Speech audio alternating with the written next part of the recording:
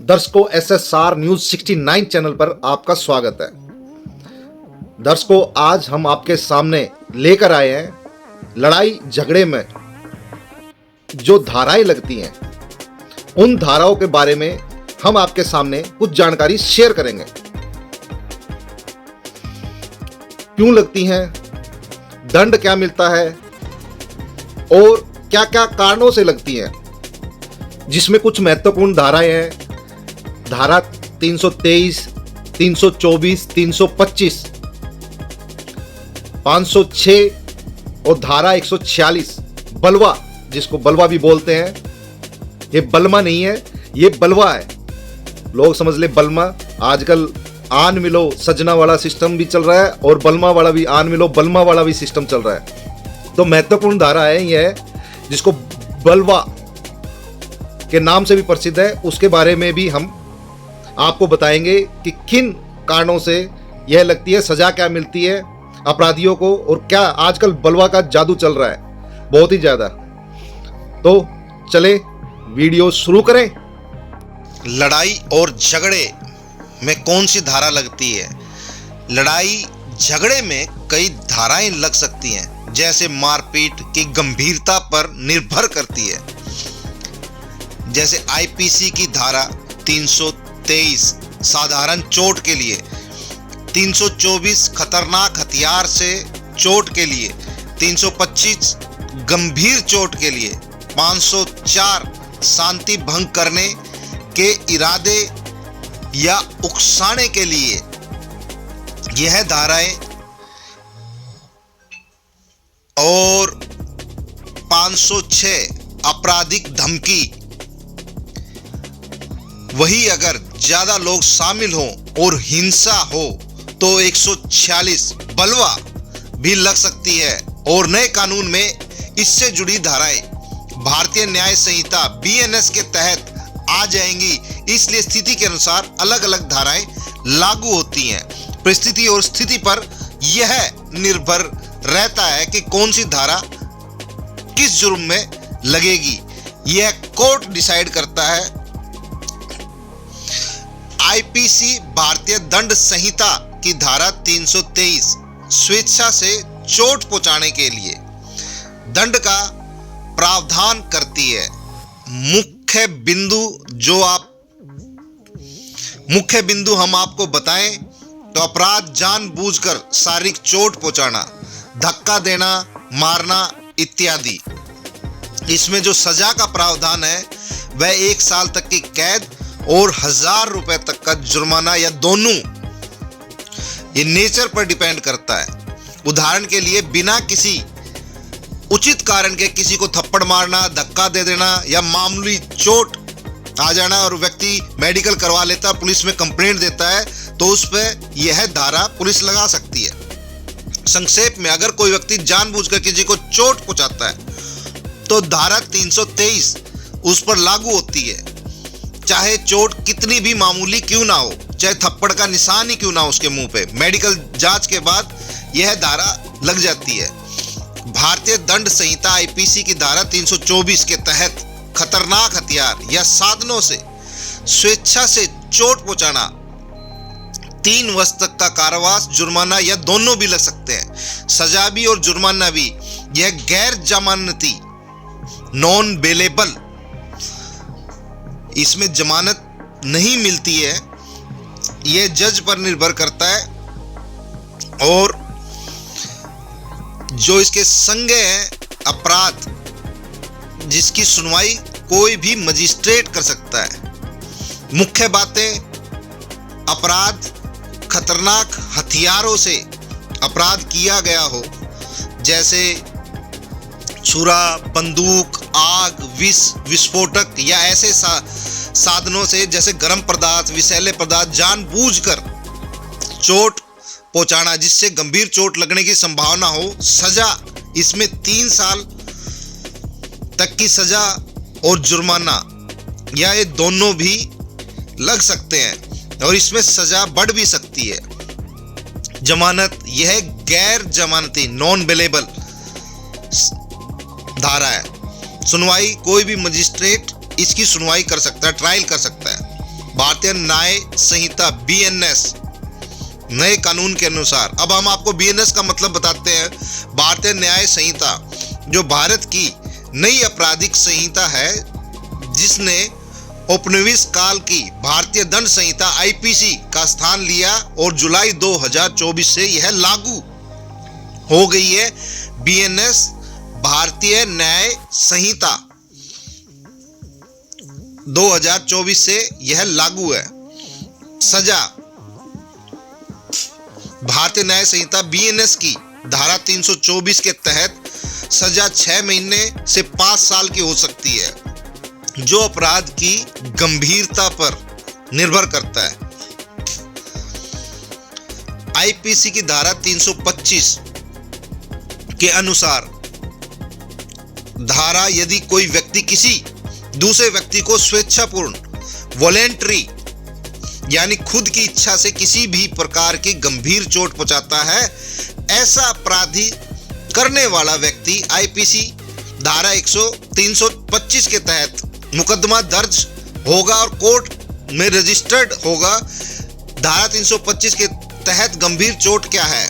जो किसी व्यक्ति के जीवन को खतरे में डालती है, वह गंभीर शारीरिक दर्द का कारण बनती है, शरीर का मानसिक स्वास्थ्य मेंटल हेल्थ को नुकसान पहुंचाती है, जैसे कि फ्रैक्चर, विकृति, डिफॉर्मिटी, अंग या दृष्टि की हानि, physical pain, mental health, fracture, deform आदि इसमें आते हैं। स्थायी विकलांगता, परमानेंट डिसेबिलिटी या कोई चोट जिस से मृत्यु होने की संभावना, धारा 325 में सजा IPC के तहत पनिशमेंट उसके अंदर दी जाती है।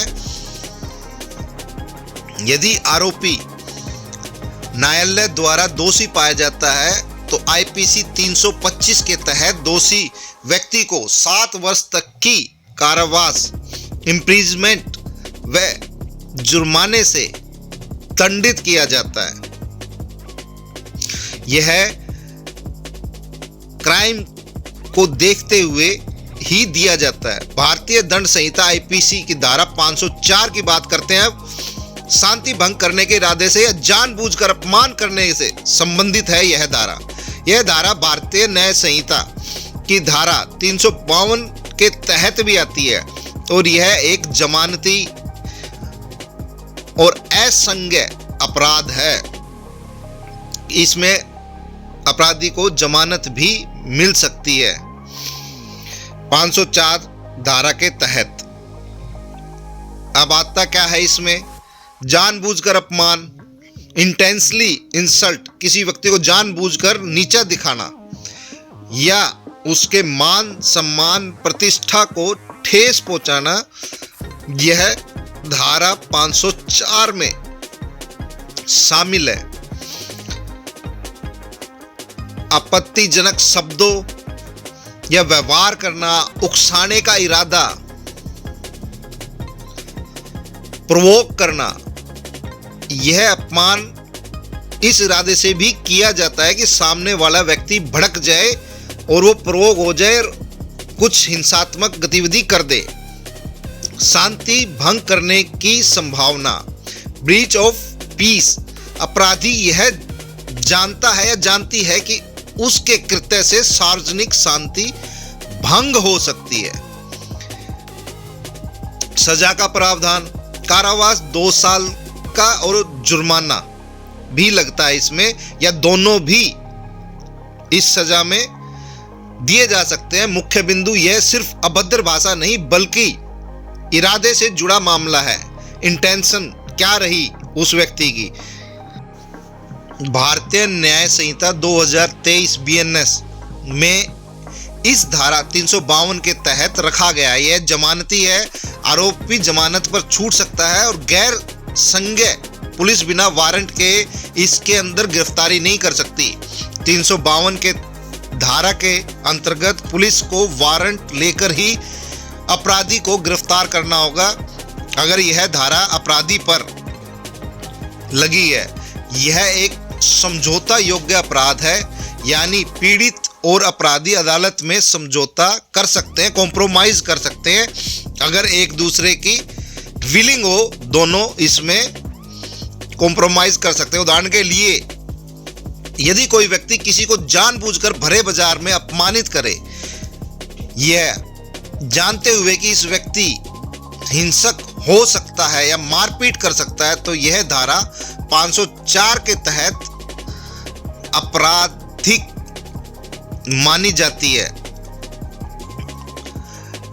भारतीय दंड संहिता 506 में आपराधिक धमकी के अपराध के लिए दंड के प्रावधान दिए गए हैं। धारा 506 के अंदर जो दंड के प्रावधान है, जो सजा का प्रावधान है, वह 506 में दिए गए हैं। अब धारा 506 अपराधी धमकी के लिए दंड, भारतीय दंड संहिता में 506 के तहत परिभाषित जो कोई भी अपराधी धमकी का अपराध करता है, उसे किसी भी प्रकार के कारावास से 2 वर्ष तक की अवधि के लिए उसे सजा या जुर्माने से या दोनों दंड दिए जा सकते हैं। यदि धमकी मृत्यु दंड या गंभीर चोट पहुंचाने आदि की हो, आप फोन कॉल करके किसी को कह देते हैं कि मार दूंगा, काट दूंगा, पीट दूंगा, उसमें यह धारा लगती है। धमकी मृत्युदंड या गंभीर चोट पहुंचाने की हो, या आग लगाकर किसी की संपत्ति को नष्ट करने की हो, या मृत्युदंड या आजीवन कारावास या 7 वर्ष के कारावास जैसा दंडनीय सजा मिलती है। इसमें 7 वर्ष की सजा या आजीवन कारावास भी हो सकता है। यह किसी स्त्री पर अपवित्रता,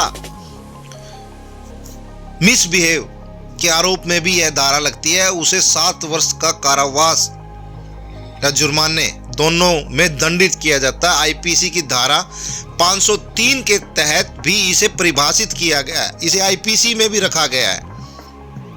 और धारा 146 की बात करते हैं, बलवा, जो हम आपसे बात कर रहे हैं, भारतीय दंड संहिता आईपीसी की धारा 146 बलवा, रॉयटिंग को परिभाषित करती है, जिसमें कहा गया कि जब 5 या अधिक लोगों की गैर कानूनन भीड़, अनलॉफुल असेंबली, 5 व्यक्ति या 5 से अधिक व्यक्ति,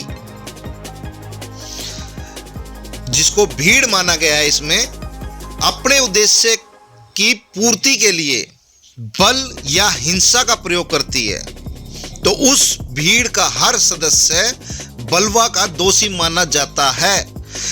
इसमें इंटरेस्टिंग बात यह है, इसमें सजा 147 के तहत मिलती है। इंटरेस्टिंग बात यह है कि चाहे उसके साथ खड़ा भी है वह व्यक्ति, उसे भी सजा मिलेगी। मुख्य बिंदु, विधि विरुद्ध जमाव, अनलॉफुल असेंबली, 5 या अधिक व्यक्तियों का समूह जो इकट्ठा होकर कोई गैर कानूनी कार्य करने के लिए इकट्ठे हुए हैं। अगर नॉर्मल कोई यार दोस्त, चल यार वहां चलते हैं, और उनको पता भी नहीं है और वो खड़ा भी है, तो वो भी उस में सजा का पात्र बनेगा। इसलिए कंफर्मेशन करके यार दोस्तों के साथ जाना चाहिए, ऐसे नहीं जाना चाहिए। बल या हिंसा का प्रयोग, जमाव के लिए सामान्य उद्देश्य को आगे बढ़ाने के लिए बल या हिंसा का इस्तेमाल किया गया हो दोषियों द्वारा। हर सदस्य दोषी, इसमें भीड़ का हर सदस्य बलवा के अपराध का दोषी होता है, भले उसने खुद हिंसा ना करी हो, चाहे खड़ा होके वो वॉच कर रहा हो, देख रहा हो, वह भी पूर्णतः रूप से इस धारा में दोषी माना जाएगा। तो सोच समझ के यार दोस्तों के साथ जाना चाहिए। गरीब, भूखे, लाचार, अपंग और कपड़े से विहीन लोगों की सेवा के लिए आप दान कर सकते हैं स्कैनर के ऊपर।